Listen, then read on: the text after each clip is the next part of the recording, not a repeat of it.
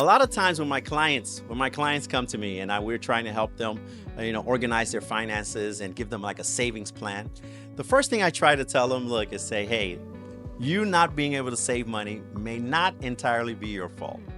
It's probably actually in your DNA. Depending on where your ancestors are from. For example, if your ancestors are from a warm climate, they never had the necessity to save food for the next day, because when they wake up in the morning, the food will be right there. They just go to a tree, grab a fruit and eat it. Or they'll go to the river, fish and eat that, or they'll hunt and eat that. All right? So they never had the necessity or the idea that they need to save for tomorrow. As a matter of fact, it was a bad thing to save, because if they saved the food for the next day or the next 2 days, it would go bad. It would be rotten and it'd be a waste, for saving money. So those ancestors have we need to live for today, and that's it. Have you ever heard that expression? We got to live for today.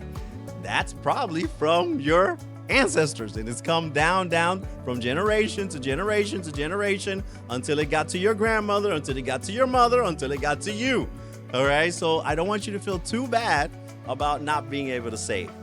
But if you have ancestors from very cold climate, for example, people that live in Europe or Switzerland or those places where it's very cold, it was very hard to find food. Food was scarce. It's very difficult to plant fruits and cultivate because of the ground was frozen.